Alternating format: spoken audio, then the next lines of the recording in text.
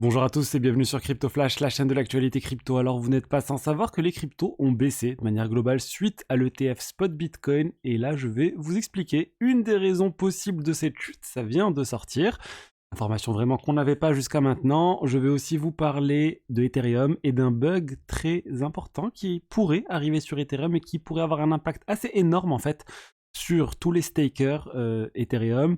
Je vais aussi vous parler de plein d'autres sujets. On va parler de Cosmos et de pas mal d'autres choses. Donc tous les jours le meilleur de l'actualité crypto. N'hésitez pas à vous abonner, activer la cloche pour ne rien rater. Au niveau du cours des crypto-monnaies, je l'ai dit, en baisse générale. BTC 39 255 $, moins 1,6%. Ether moins 6% aujourd'hui. On est passé en dessous de la barre des 2200 $. Et on va parler des actualités dans un instant, mais juste avant, petit rappel concernant Yuzu, c'est un partenaire de la chaîne, ce sont des spécialistes sur tout ce qui tourne autour des pépites crypto et du scoring des cryptos. Et comme c'est pas facile de sortir au bon moment en période de bull run, ils ont aussi un moyen pour programmer des sorties, pour prendre des profits automatiquement sur l'application. Donc pour la communauté, Yuzu offre une garantie pour votre premier achat à hauteur de 100 € pendant 30 jours. Ça signifie qu'au bout de 30 jours, si vous êtes en perte, ils vous remboursent sur les 100 €. Ils ont aussi une garantie qui peut s'étendre jusqu'à 1000 €, plus vous invitez de personnes qui déposent 100 €, donc c'est de l'affiliation pour ceux que ça intéresse. Vous avez plus d'informations dans la description et le lien d'inscription pour profiter de tout ça. Alors je vous ai dit qu'il y a un bug très important sur Ethereum qui risque d'arriver et qui pourrait avoir un impact énorme, et c'est lié à la diversité des clients sur Ethereum. Quand on parle de clients, on parle des logiciels qui font tourner le réseau Ethereum. Ethereum, il est composé de deux blockchains différentes, on va dire. C'était ce qui, c'est deux merges, hein, c'est la fusion de ces deux blockchains. On a la partie proof of stake, donc c'est la partie consensus, et on a la partie exécution, donc c'est l'ancienne partie proof of work. Ces deux blockchains ont fusionné, mais elles sont vraiment à part d'un point de vue code. C'est deux codes différents, et c'est pour ça qu'on a deux types de logiciels différents qui exécutent ces deux logiciels. Sur la partie consensus, vous pouvez voir qu'il y a 39% des nœuds qui font tourner Prism, on a 32% qui font tourner Lighthouse, 18% qui font tourner Teku. Tout ça, c'est des logiciels différents. Donc vous pouvez voir qu'il n'y a aucun logiciel qui est dominant. Le plus dominant, c'est Prism qui a 39%, sachant qu'avant, on était aux 2 tiers même, je pense. Donc c'était vraiment dominant, mais il y a eu une grosse campagne pour faire baisser la position de Prism, et ça a marché. Depuis, c'est beaucoup mieux réparti. Et pourquoi c'est important que ça soit réparti ? Parce qu'en cas de bug sur un des logiciels, si le logiciel est dominant, eh ben ça pourrait entraîner de gros problèmes pour toute la blockchain. Et là, du coup, sur Ethereum, ils ont réussi à créer cette diversité sur la partie consensus. Il faut savoir qu'il y a plein de blockchains où il n'y a pas du tout cette diversité. Sur Bitcoin, par exemple, il n'y a pas du tout de diversité côté client. Sur Solana, ça commence. Il y a Firecracker qui arrive pour apporter plus de diversité, qui est une autre solution développée par une autre entité. Mais le problème sur Ethereum, c'est sur la partie exécution. Donc, chez les clients exécution, regardez, qui est dominant, c'est Get. Get, c'est Go Ethereum, il a 84% de part de marché. C'est juste énorme, c'est beaucoup plus que tous les autres. Et ce que tout le monde craint, c'est s'il y a un problème sur Get. Il faut savoir qu'il y a quelques jours, il y a eu un problème sur Nethermind. C'est le logiciel qui a la deuxième place des logiciels sur la partie exécution client. Il y a 8% des validateurs qui ont eu un problème. C'était, on va dire, pas très grave. Il y a eu une petite perte. Il faut savoir que quand vous êtes hors ligne ou quand il y a beaucoup de validateurs qui sont hors ligne sur le réseau Ethereum, des pénalités, vous êtes censé être continuellement en ligne. Là, il y a quelqu'un qui a posté, voilà, lorsqu'il y a eu le bug sur Nethermind, il a perdu légèrement des Ethers. Ensuite, ils ont corrigé le problème, il a installé la mise à jour et il s'est remis à gagner. C'était pas très grave, c'est une quantité limitée. Mais le problème, c'est que sur Ethereum, plus il y a un nombre de validateurs qui sont absents, qui sont hors ligne en même temps, plus ça pose problème. Et le cas le plus extrême, c'est pour Get.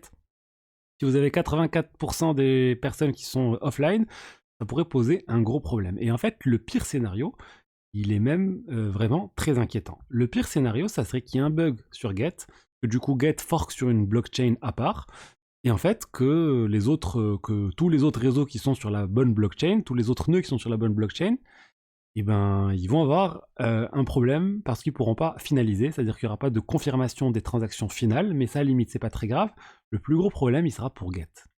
Parce que toutes les personnes qui ont staké de l'argent sur tous les protocoles qui utilisent Get, donc c'est l'écrasante majorité des protocoles utilisent Get, STET, Coinbase ou autres, même les validateurs centralisés, Binance et autres, eh ben ils sont à risque de perdre la totalité, plutôt 90% de leurs Ethers qui sont stakés. Pourquoi? Parce que il faut, c'est comme ça que fonctionne le réseau Ethereum. Il y a cette baisse dont je vous ai parlé. Et ben, les Ethers vont baisser, baisser, baisser jusqu'à atteindre un certain seuil où la blockchain pourra revenir en mode fonctionnel, où la blockchain, on va dire, avec les anciens nœuds, je vous ai dit ici Nethermind, Besu, Erigon, etc., auront une majorité des Ethers et pourront enfin finaliser.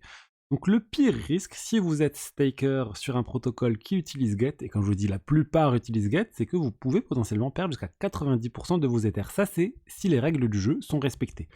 Et ce que pense la communauté Ethereum, ou plutôt un certain nombre de personnes de la communauté, c'est que si on en arrive là, et que Get a vraiment un problème, eh ben une hard fork sera faite rapidement dans les 7 jours pour éviter une perte massive des Ethers des personnes qui sont sur Get. Parce que ça aurait un impact énorme pour toute la communauté, ça ferait de la mauvaise pub pour Ethereum et on perdrait beaucoup de gens. Et je suis honnêtement de cet avis, je pense qu'il y aurait un fork qui aurait lieu dans les 10 jours, 15 jours. Il y aurait une perte quand même conséquente pour les gens qui ont de l'Ether staké. C'est difficile à estimer, mais voilà, 10% on va dire, ou quelque chose comme ça, mais ça ne sera pas 90%. Donc soyez conscient de ce risque, j'ai toujours dit quand il y a du rendement, il y a du risque, donc soyez vigilants vis-à-vis du risque qui existe sur les Ethers stakés. Il faut savoir que sur l'Aedo, ils ont dit qu'ils sont en train de faire des efforts, et là ils sont à peu près à 67% de part de marché sur Get, et ils veulent encore diminuer tout ça. Et il faut que maintenant les autres entités fassent pareil. Kraken, ils ont dit qu'ils sont à l'étude. Coinbase a dit aussi qu'ils sont en train d'étudier pour faire baisser la part de marché de Get. Ils sont en train d'étudier. Ils ont dit à l'époque, quand on avait lancé tout ça, il n'y avait que Get et Get était de loin le meilleur. Maintenant, on peut réétudier toute cette approche. Donc voilà, je voulais vous parler de ce sujet. On n'en parle pas beaucoup et ça montre aussi les risques liés au staking. Oui, quand vous stakez, vous pouvez potentiellement perdre vos Ethers. C'est pas quelque chose qui est sans risque. Alors, ensuite, je vais vous parler de ce qui aurait causé la baisse des bitcoins et la baisse des cryptos ces derniers jours. Ça serait encore un coup de notre cher FTX qui, après de nombreuses années maintenant, continue de nous poser problème. Pourquoi? Donc FTX, ils sont en faillite et ils sont en train de se débarrasser de l'ensemble de leurs actifs pour pouvoir rembourser les utilisateurs. Et FTX avait 1 milliard de dollars dans Grayscale, le fonds qui a été converti en ETF. Grayscale, on rappelle, jusqu'à maintenant, il y avait un discount, il y avait une décote par rapport au prix réel du Bitcoin. FTX avait fait le pari, du coup, il y a plusieurs années maintenant, d'acheter des actions dans Grayscale pour pouvoir se rapprocher plus tard et faire du profit lié à la disparition du discount. Et en fait, ça a marché parce que le discount a disparu avec l'introduction de l'ETF Spot Bitcoin, donc c'était bien un trade gagnant sur le long terme. Mais ils ont du coup vendu 1 milliard de dollars ces derniers jours pour pouvoir récupérer tous ces dollars. Et c'est ce qui aurait causé cette baisse massive, cette baisse massive, il y a eu quand même plus de 10%, on va dire même plus de 20%, on était à 48 000 de mémoire, là on est à 40 000. Donc il y a eu quand même une baisse significative du prix du Bitcoin et potentiellement causée par FTX. Alors la bonne nouvelle, c'est qu'ils n'ont plus du coup de tokens à vendre, de plus en plus d'actions Grayscale à vendre, donc c'est limité ce qui va pouvoir se passer à ce niveau-là. On va voir s'il n'y a pas une autre baleine de ce type qui va venir vendre sur le marché, mais Grayscale, oui, on sait qu'il y a beaucoup d'investisseurs qui ont de l'argent bloqué depuis de nombreuses années et qui voient enfin dans l'opportunité d'avoir cette conversion en ETF Spot Bitcoin, la possibilité de se débarrasser de cet actif qui était en décote pendant de très nombreuses années et maintenant il se vend vraiment, il peut s'acheter et se vendre à la parité par rapport au cours du Bitcoin. Et vous savez c'est quoi le token qui a fait une hausse suite à cette annonce? C'est le token FTT de FTX parce que c'est d'une certaine manière lié à FTX. Si un jour FTX décide de relancer un exchange, les gens pensent que FTT serait encore de la partie. En tout cas, il y a des gens qui spéculent sur ça. Et ben le token a fait plus de 8% de hausse suite à cette annonce parce que ça fait quand même de l'argent frais pour FTX qui rentre sur le marché. En même temps, on a aussi eu Alameda qui a enlevé sa plainte, donc Alameda, le fonds d'investissement d'FTX, qui a enlevé sa plainte contre Grayscale, ceux qui sont derrière le fonds GBTC, donc le fonds en question, parce que ils ont plus de raison de porter plainte, ils ont récupéré tout ce qu'ils voulaient récupérer, donc la plainte elle est complètement annulée. En tout cas, ils ont retiré volontairement cette plainte. Ensuite, on va parler d'autre chose. Je voulais vous parler de Cosmos et de l'écosystème Cosmos. Je vous avais parlé il y a quelques temps d'une proposition pour faire baisser l'inflation sur Cosmos à 0. Et bien cette proposition a été annulée. C'était une proposition pour baisser au maximum à 0 au niveau de l'inflation s'il y avait une majorité des personnes qui stakaient leur token Atom.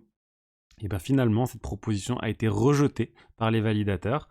Et c'était un rejet massif. On parle de 48,6% qui ont voté contre, 25% ont voté pour et 26% se sont abstenus.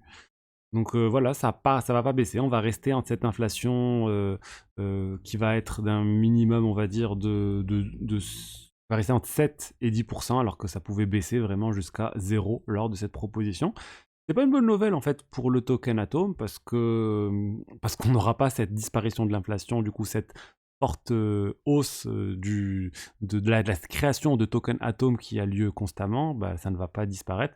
Mais bon, honnêtement, on est sur des niveaux raisonnables. Si on atteint 7% par an, ça serait quand même, je pense, assez acceptable. Et plus tard, peut-être que la communauté redécidera de baisser tout ça.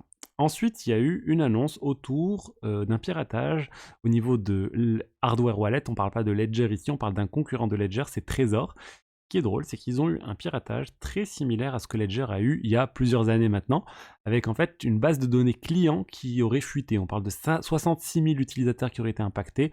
Encore un problème avec le service client. Généralement, ces sociétés, et la plupart des sociétés sous-traitent une partie du service client à l'extérieur, et ces sociétés qui sous-traitent, qui sous-traitent ces informations, ont les informations sur les clients, nom, prénom, email, etc. Et le problème, c'est que toutes ces personnes, on sait du coup qu'elles sont associées à Trésor, on sait qu'elles ont des cryptos, et ben elles sont en train d'être victimes de phishing, malheureusement, et d'autres choses qui peuvent arriver, qui peuvent porter préjudice à leur confidentialité et à leurs cryptos si les attaques réussissent. Et pour finir, une bonne nouvelle, le nombre d'utilisateurs qui ont de la crypto, le nombre d'investisseurs crypto a augmenté sur l'année 2023 de 34%. On est passé à 580 millions d'utilisateurs crypto dans le monde selon crypto.com. Et ça, c'est intéressant, ça continue de grossir. Le nombre d'utilisateurs, je trouve ça énorme, hein, 580 millions. Je pensais pas qu'on était à ce niveau-là, mais voilà, je sais pas comment ils comptent aussi, parce qu'à partir de 10 dollars, on est considéré comme un investisseur. En tout cas, ça reste énorme. On était au début de l'année, on était à 432 millions. Là, on est à 580 millions. Donc voilà comment on peut voir que ça augmente. Et aussi le Bitcoin. Le Bitcoin a augmenté de 33%. On parle de 296 millions sur décembre 2023, alors qu'au début de l'année, on était à 222 millions. Ether, Ether aussi en hausse de 33,7%. Bref, hausse globale des détenteurs crypto, des détenteurs des altcoins, des détenteurs de Bitcoin. J'espère que ça va continuer encore longtemps, mais on peut voir qu'on commence à être limité. Jusqu'où on va aller? On va aller à 1 milliard, 2 milliards, 5 milliards, 7 milliards. Bon, ça veut dire quoi? On a encore un x10? Je sais pas. À vous de me dire ce que vous en pensez. Est-ce qu'on peut encore atteindre vraiment beaucoup plus, ou on a déjà atteint un certain plafond, on va dire? Moi, je pense qu'il y a encore de la marge, hein. Il y a encore au moins, on peut faire un x3, x4, x5 par rapport à ce chiffre-là au cours des prochaines années.